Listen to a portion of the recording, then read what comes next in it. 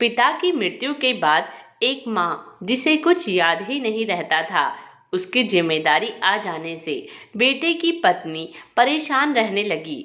फिर तो धीरे धीरे वह रात दिन माँ से छुटकारा पाने के लिए अपने पति को परेशान करने लगी, जिससे परेशान होकर एक सुबह बेटा अपनी माँ को शहर के दूसरे छोर पर स्थित छोटे से मंदिर में ले गया।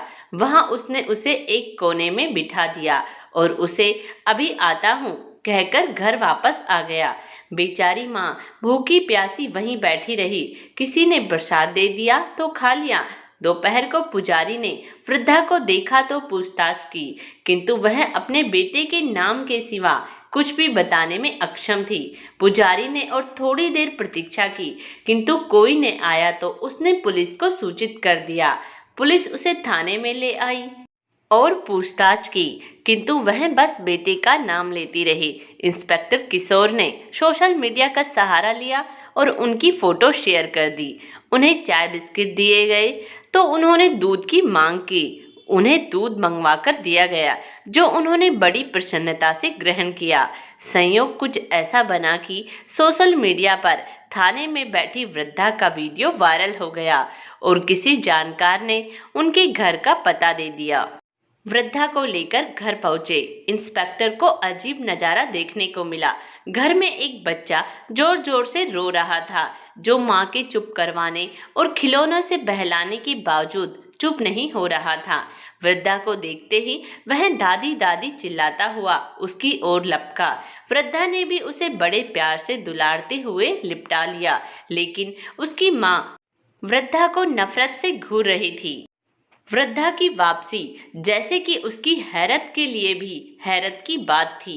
इंस्पेक्टर किशोर ने वृद्धा के बेटे को डांटा और सख्ती से पूछताछ की तो उसने स्वीकार किया कि फ्लैट अपने नाम करवाने के बाद मां से छुटकारा पाने के लिए ही उसे मंदिर में छोड़ आया था। उसे यकीन था कि अपनी भूलने की बीमारी के चलते वह घर वापस आ ही नहीं पाएगी।